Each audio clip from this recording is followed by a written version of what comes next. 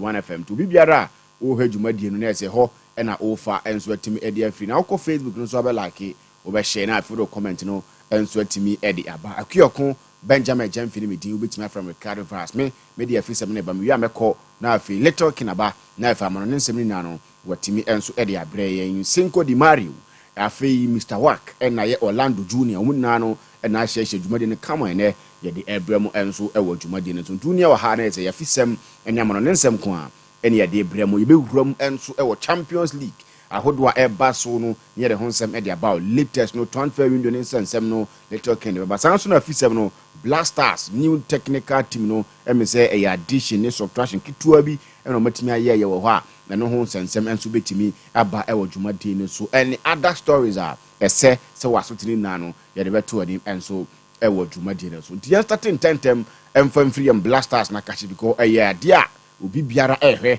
se 2026 World Cup ne de yenso ye betimi akobi na no ada wa bra no me AFCON draw na se Ghana yenim areho bebre na aba na 2026 de ne de manfo ani abre o mo twan ti GF no e de o mo enso technical team no hwe no mo ye de wi anoma ti kono si dabi so mutimi ye nsakra ye kakra na o mo enso etimi ye babi amete no ne babi ade no wo no e me se ne kan be ye den kakra ba to de ma me hwe se metimi ye hu na mabobo so a Otuado still remains se wo no ene ye head coach no enso etimi ho opania ye friend Winfred Anton Schaffer, enso director of football and as a technical advisor.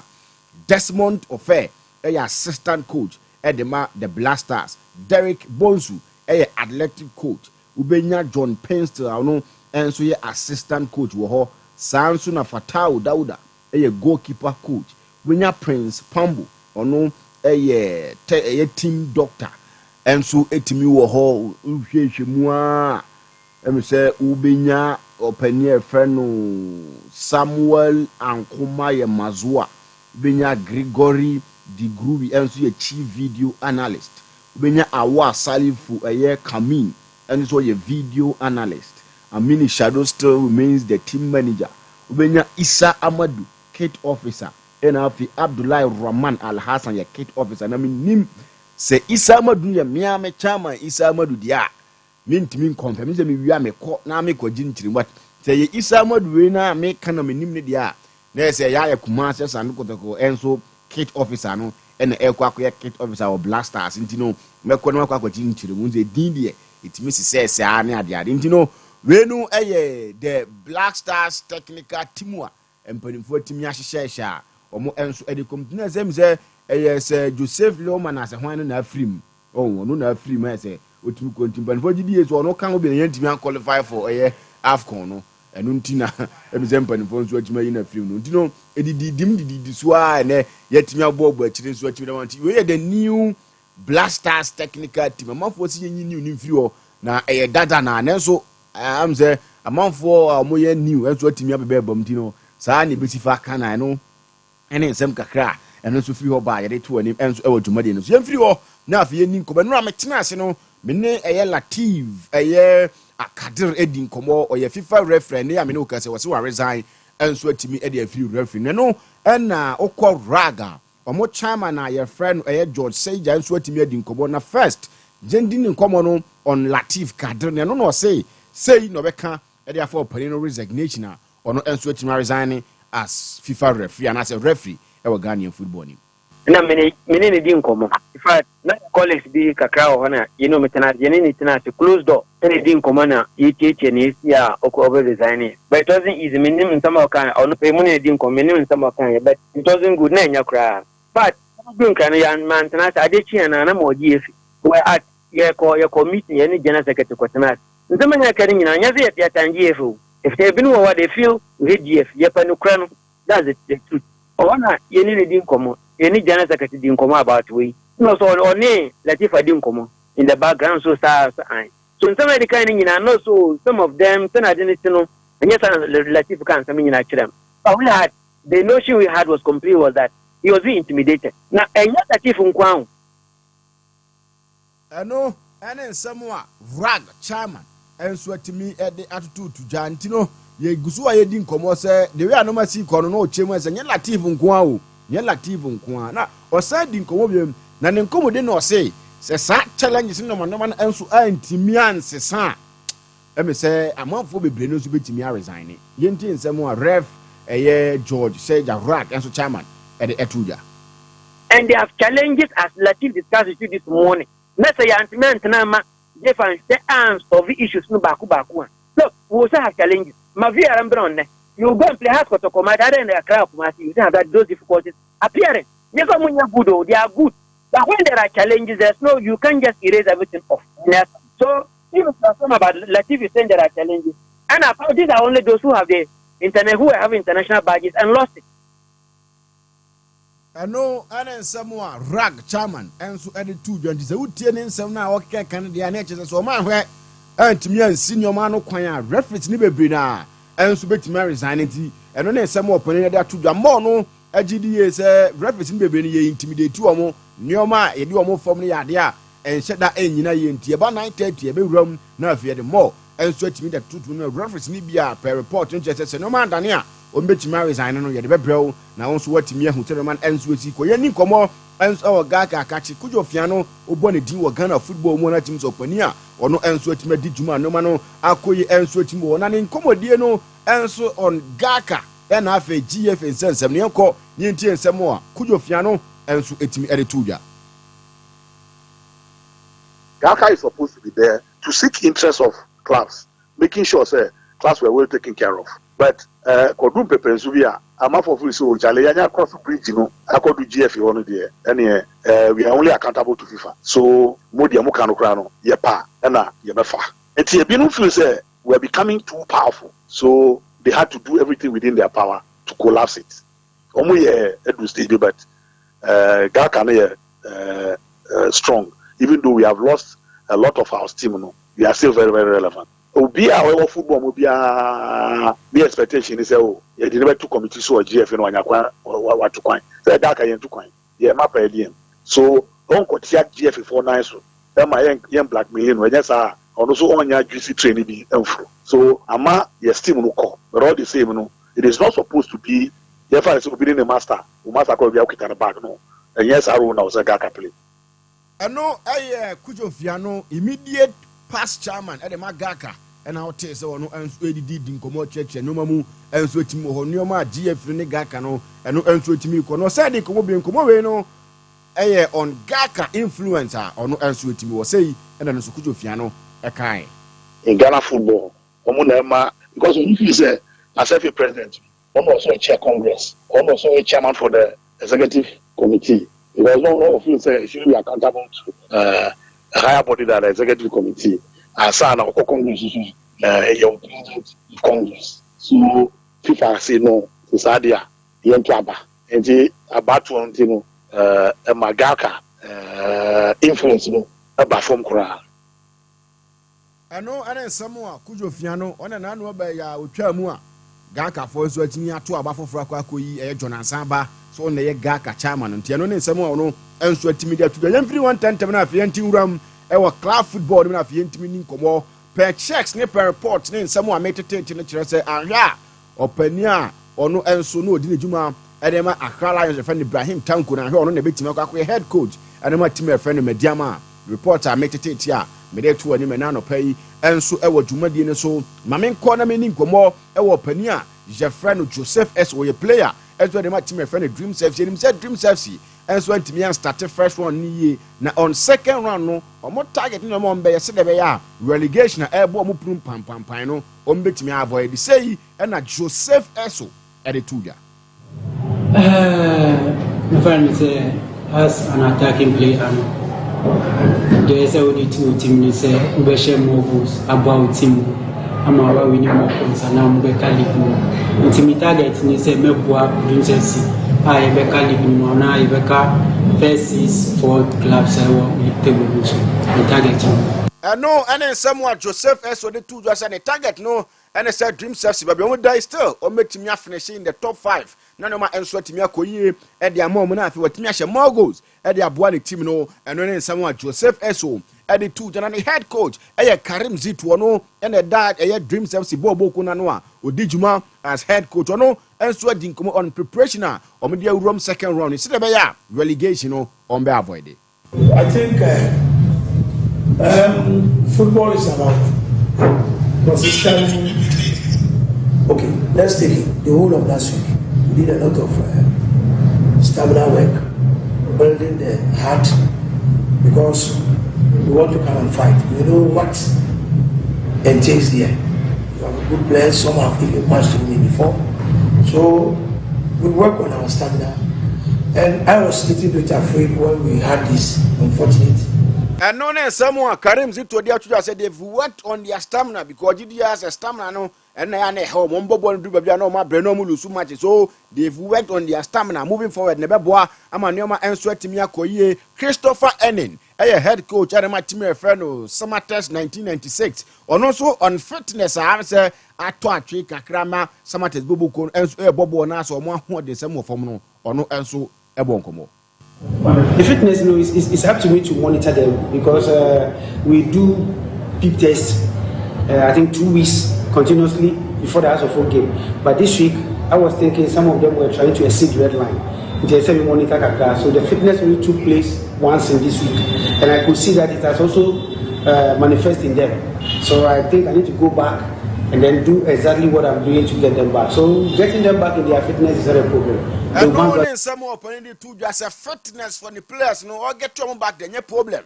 I mean, say, Nano, yeah, be my who send a Koyan, sir, the boom or Chank a crab, or who say, Sardino and a boy, and no better talk or so. Now, if you want me, and so I says, and Yoma, or Pania, your friend of Bashir here for your head coach, and a match me a friend, Heart of Lions, or say, or Mono, or Money or Magic on Magic League, no more starting on him what goes into winning league.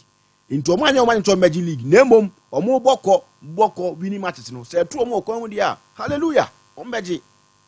I cannot say genuine because you could, if you can remember. But for Accra, do you remember the first time where they were occupied? Even at point, people thought they were contenders for the, and they went on relegation. Do you remember? Okay. And so in football, all things, everything can happen. So we are not sticking our neck out that we are taking the lead, but we are winning our matches. If we win our matches and pay the computation of the points, we are top there, fine, we'll take it. You see the point? Because initially, we never met and planned that you want to take the lead. No, if you want to take the lead, then you will start planning from the day one. There are so many things I call the ingredients that you have to add to the team. That one wasn't our plan, so we never thought about that. So what we are doing is, we are contented with those we have here. I know, and then someone called Bash, and the two just say, so Open League now, Fred be ingredient. So they cut him no, or man, you know, sir. The Moboko, so maybe no matches, into winning matches now. Na league neba, Ombetimiaji, never be a Timiaku, your Pariado, a PR where the match me a class of folk. Last season performance in Adia and Koye, cra, but season we know as a cracker, a Koye, what didn't come out for Domia last season, and Domian this season, and Yoma. Adane Diamom, Opariado. Last year we didn't play well, and we understand that there has to be massive improvement. There has to be massive improvement. So our goal is to ensure that at the end of the season, the effort you do at the end of the season, and the prayer. But we understand that we have to take it game after game, and focus on it. And ensure that at the end of the season, the idea will be doing something positive to us. I know a Parado, and I'll tell you what this uncle Mono and so added to Janano Payabobi, Amawaso and so Timiati, Uram was an Okotokwa, per report about not say, or Muju Timno, or more and so to me a register, on Baby Siakai, our 3rd division, him now from our ball bar now, Umunya qualification as a from 3rd division, our baby a 2nd division, maybe a 1st division, you team let me. Anya hodin players mbetimi awuram e wo team proper na ese bebia no enso atimi akoku yi e de amom no ene nsem kakre fira sando kotoko aso ye ba jare to anim ne enso e wo dwumadie ne so emena so se ye kwa amano ne na nsem e wo amano ne nyina no yetimi e de ma wo na wo so timi hu de wi anoma no enso besifa ko Champions League go ho teams na hodo players nsem ebri enso etimi ho Little King ho and a bibia or Little King. Yeah, Ricardo Varas. Little King. So bibia boko. Oh, Nyamiadum. Varas. Ah, Nyamiadum. Ubiso voice here the Sa. I was on fan as if Bina, one fan as if Bina, some for mouth. Hey, that mean to me, you know, say. That means that none of that year would treat Remuna and I didn't know my own. And I said, you know, Oh, Yamidia is it? Yame funny person, and man, you must see. And I said, you know, Sape pepe. Yeah, and more be Munku to you when you da. Oh, David, Could you in Yankupon Quandia? Young faster than the man. I don't know when you're mobile. And see a Tiba. Okay. And Tia Quamon. Yanko.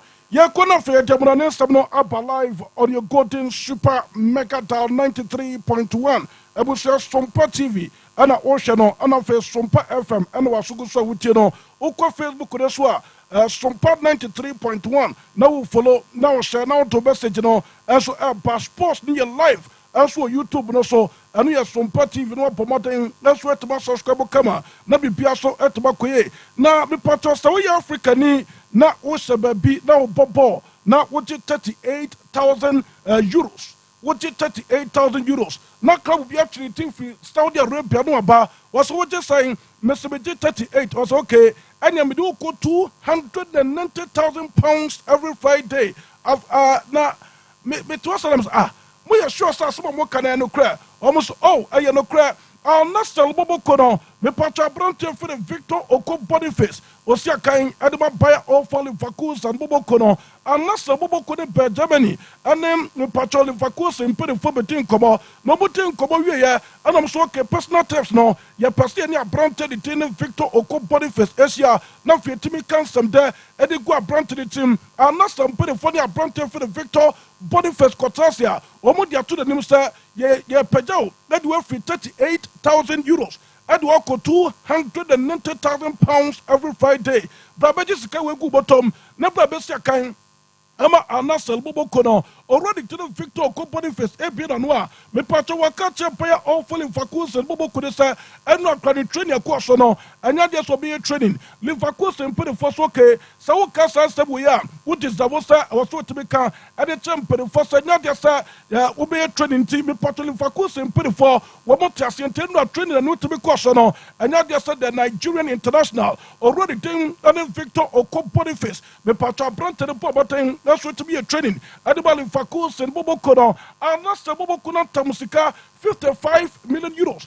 At the Ama Lifakus, Bobo Kono Sobonye, now for Munja Branti Feno, Victor Componiface, Amanimasia Kain, and from Anasel Bobo Kono to Namia Tom, Nasa be Piasu to be go through, the patron Pedifo go through documents. What has them a Branti for the Victor Componiface, the Patuatum, Obastan contract till 2028, Obeju 290,000 pounds every Friday.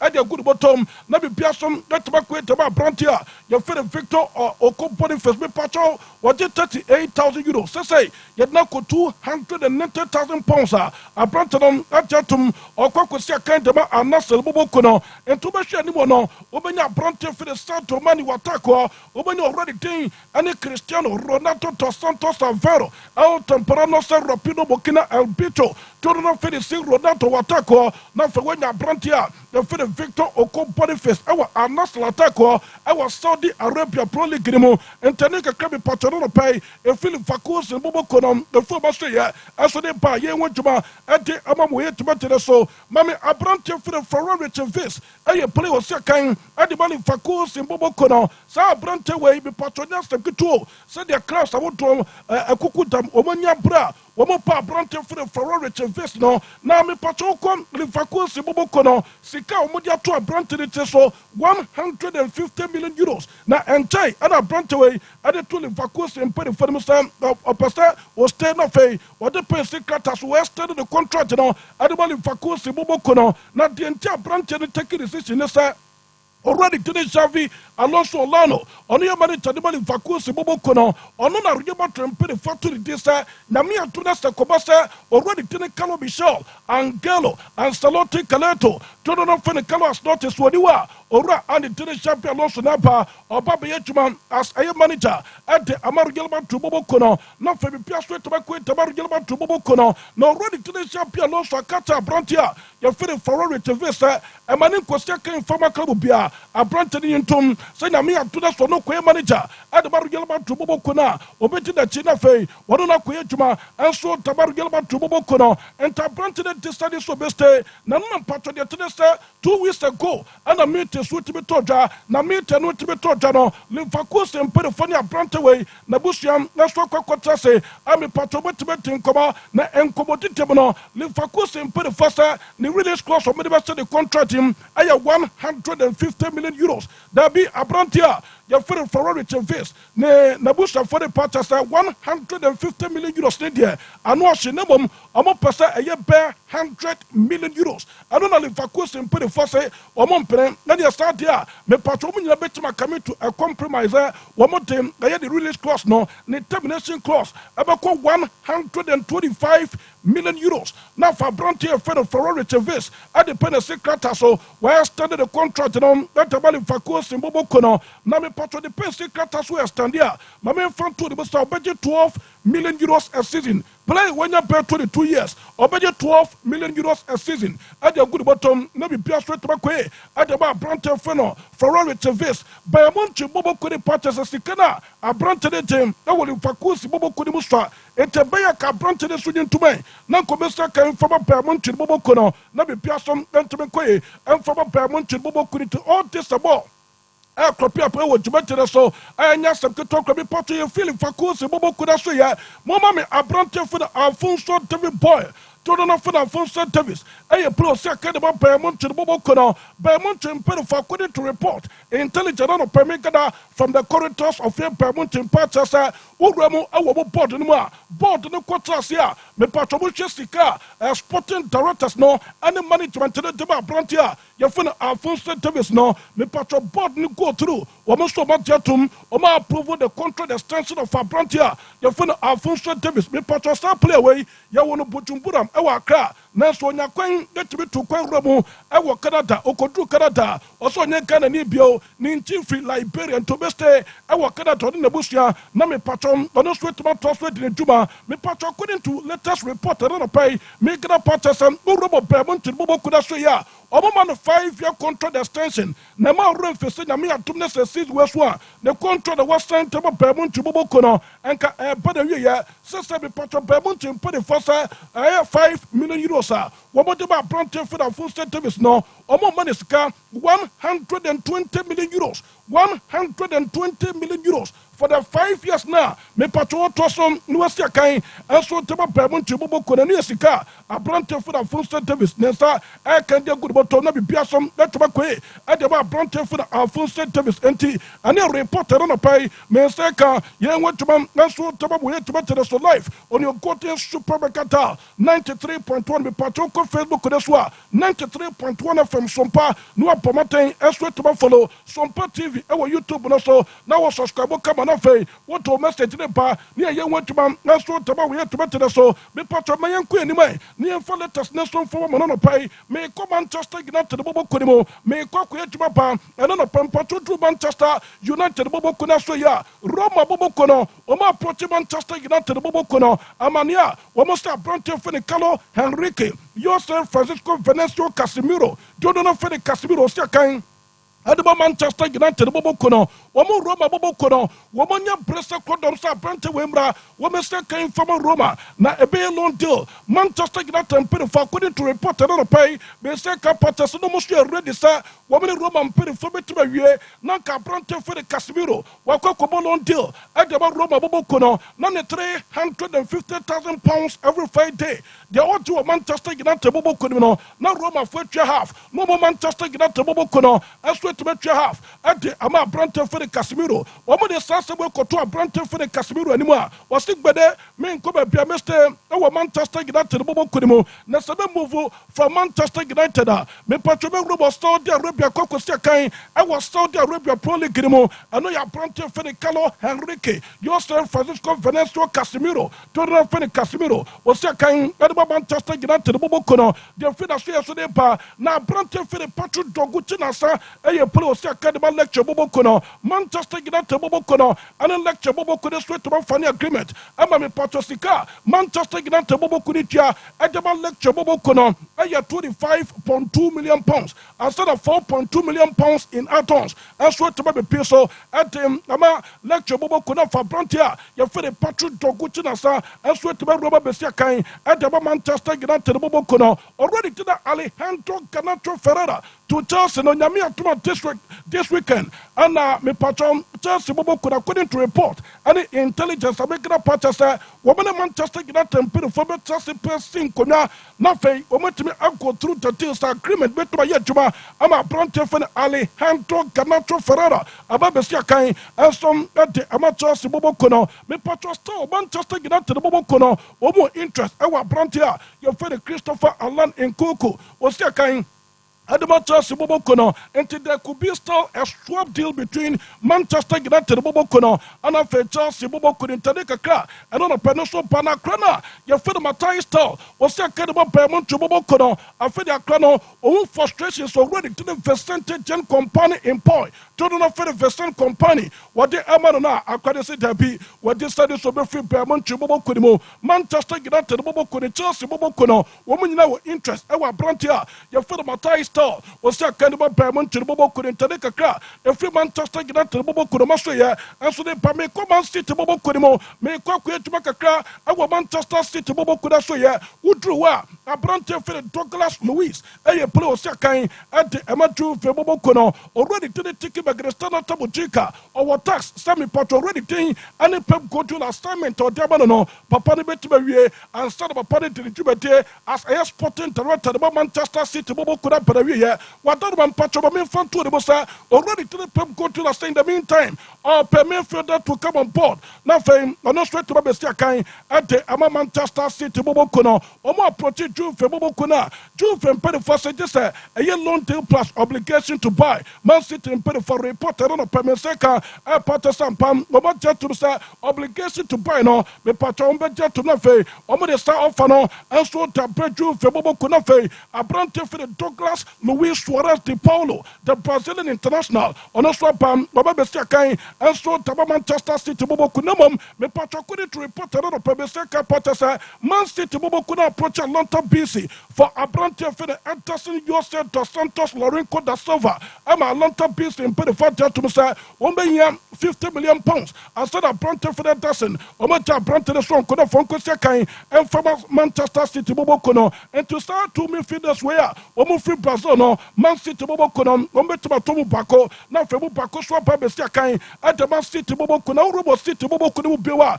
no mo pa brante for the Antra Cambiaso June fem pe the first omo per 75 million pounds. Man City say omo 54 million pounds and also bia na no entman go through. I'm a Man City pe the first ma brante sa omo pursue for brante for the Antra Cambiaso 20 kakra.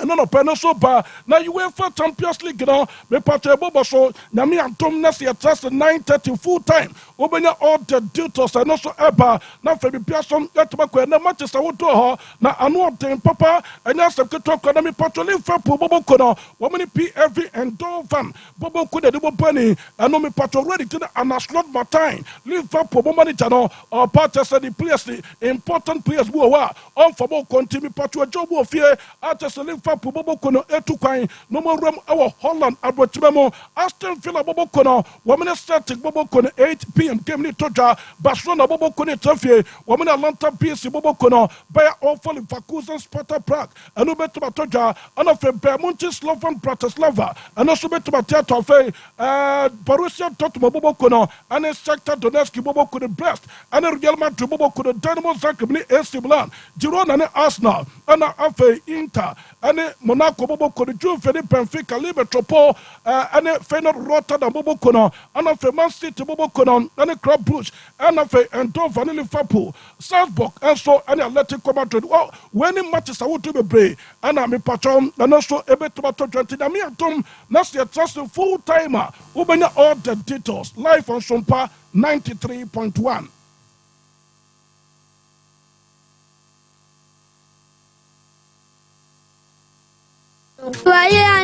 Toothbrush no, Ashford.